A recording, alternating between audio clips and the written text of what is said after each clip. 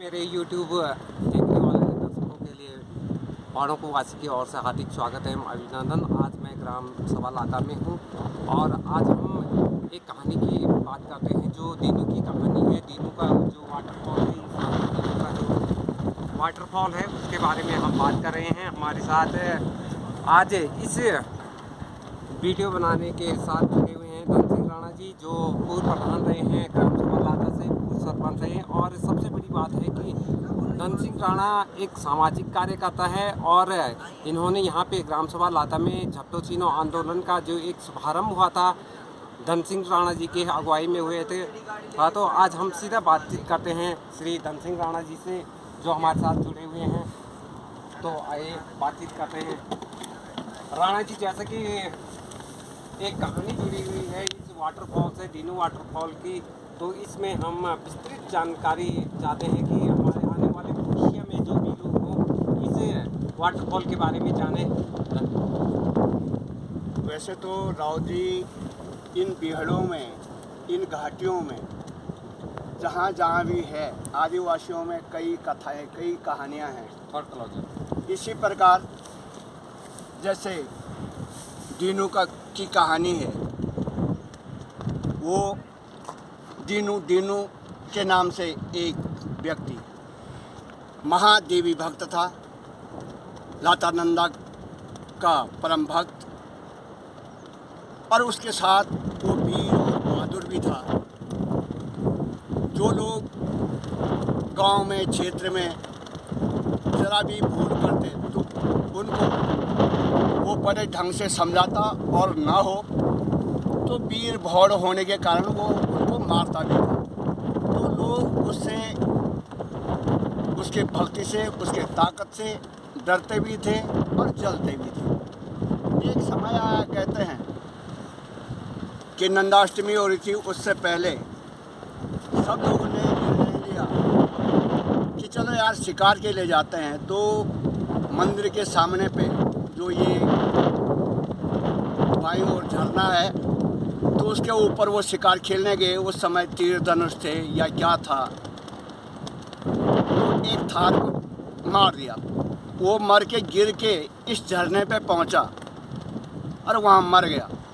तो सब लोग चिल्लाने लगे, यार इतना कष्ट किया, इतना मेहनत किया और शिकार तो हाथ लगा नहीं। तो फिर दीनू कहता है कि जाओ, घर जाओ और रस्से ले आओ, शिकार को निकालते हैं। तो लोग रस्से रुस्से, उस समय ये बकरी के बाल के रस्से भी होते थे, भांग के रस्से भी, लोग इकट्ठा करके ले गए, जिसको थापका भी कहते हैं। तो ये ले गए। तो फिर ये हुआ कि इसमें कूदेगा कौन इस झरने पे। तो ये कैसे गए गुजरे हो, मुझे बांधो और मैं चले जाता हूँ। तो वो उसको बांधा और इस झरने पे उतार दिया। झरने पे उतारा, वहाँ जाते ही वो सचेत हो गया कि अगर मैं कमर से रस्सा खोलूँगा और बात को रस्सा नहीं दिया तो मैं क्या करूँगा। तो उसने कमर का रस्सा बांधे रखा, कहा दूसरा रस्सा फेंको। फिर दूसरा रस्सा फेंका गया। तो उसने 4 फट्टियाँ निकाली, उसकी एक एक करके ऊपर पहुँचा दिया। ऊपर के लोगों ने फिर कह दिया कि धन्यवाद, इतना तेरे शेयर का है, तू खाते रहना और यहाँ सोते रहना, हम चले। ऊपर से रस्सा काट दिया। उन लोगों को लगा कि दुश्मन आज ख़त्म हो गया। बेचारा क्या करता, देखता रहा, देवी को जपता रहा। शाम को उसको झपकी आ गई, दिन भर तो रोता रहा। तो झपकी जैसे ही आई, माँ नंदा ने कहा चिंता मत कर, तेरे पास साधन है। इसके रीढ़ के हड्डियों पे तू इस रस्से के फंदे बना, मैं अपने 64 वाहन भेजती हूँ और तुझे सुबह वो उठा के ले चलेंगे। उसने गिनती करके 64 मानो फंदे उस पर बना दिया, और खुद मानो जो अंदर का वो कबाड़ था, मानो जो आते होते वो बाहर निकाल के, और सुबह होते होते वो उसके अंदर घुस गया।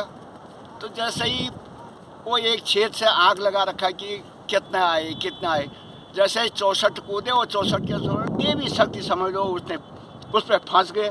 फिर उसने अंदर से आवाज़ की और वो उड़े और इस टीले पे बैठ गए। फिर वो निकला, उसने वो फंदे खोले, उस मीट मूट को उन गिद्धों को दिया। फिर उस पर विकराल गुस्सा आ गया, पत्थर कितना बड़ा वो आदमी था, कैसा था। तो उसने कुछ पत्थर जेब में डाले, कुछ माना उसमें चोला कहते हैं उसके अंदर ठूंस दिए, और बड़ा सा एक पत्थर उठाया हाथ पे, कहा आज किसी को जिंदा नहीं रखना है। तो इसी टीले से ऊपर यहाँ पे नंदा पे सुना है, उसके बाद गोड़ा खोजा, वो रास्ता रहा पुराना। तो तब देखा कि मंदिर में सब लोग जागर गा रहे हैं, गीत गा रहे हैं।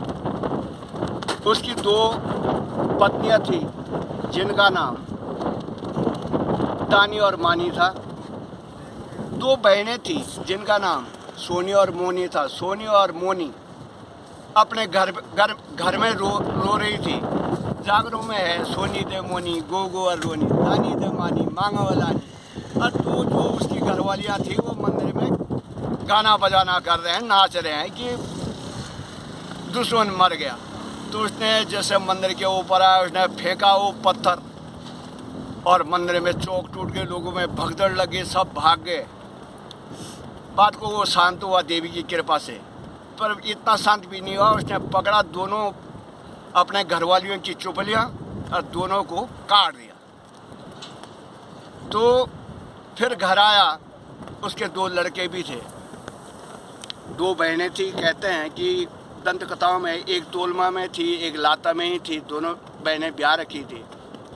तो 2 लड़के थे, एक लड़के दोनों बहनों को दे दिया और वो यहाँ से तिब्बत निकल गया।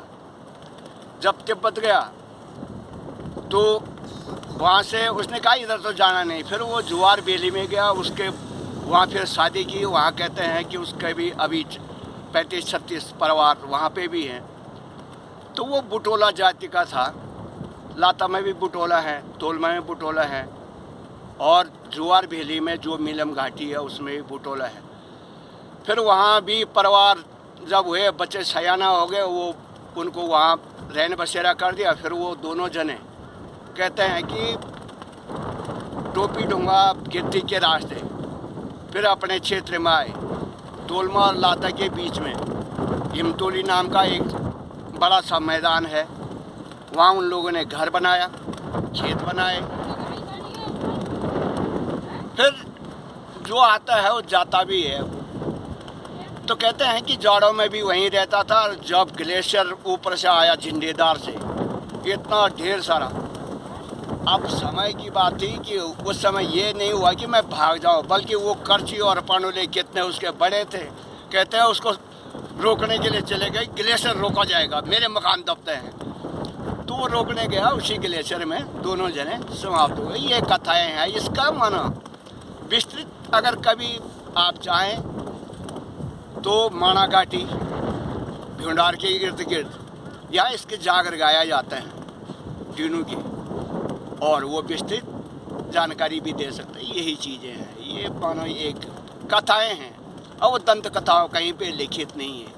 तो ऐसे ही कई वीर भौड़ हुए, जैसे सिद्धवा हैं, बगडवाल हैं, या भैरव हैं। माना ये भी तो कभी जिंदे रहे, कभी आदमी थे जो जाने के बाद। तो ये कहानियाँ हैं, ये भीड़ों में अभी भी दंत कथाओं पे, यहाँ पे तो कई प्रकार के हैं, चाहे हमारे पूजे पाठ का है, रीति रिवाज का है, सब वैज्ञानिक तरीका है, किंतु ये अलिखित है। ये दंत कथाओं पे ही चलता है, चाहे जागर है, चाहे दास बगडवालों की वृत्ति लगाता है या पशु गाता है, पर लिखित में नहीं होता है। तो ये पीढ़ी दर पीढ़ी चलता आ रहा है। तो चलो, बहुत बहुत धन्यवाद राणा जी, हमारे साथ जुड़े हुए थे। आज तक हम भी हमारे गांव भी लाता के बगल पे तोलमा है, लेकिन हमें आज तक इस कहानी की विस्तृत जानकारी नहीं थी। आज बड़ी खुशी हुई कि हमारे क्षेत्र में जो कहानियां हैं इसमें हमारा अधूरापन रहता है कि हम भी जानते थे दिनों ने पत्थर लेके चला गांव में, लेकिन इसकी विस्तृत जानकारी हमें नहीं थी। आज हमें इसकी विस्तृत जानकारी देने के लिए राणा जी को बहुत बहुत धन्यवाद।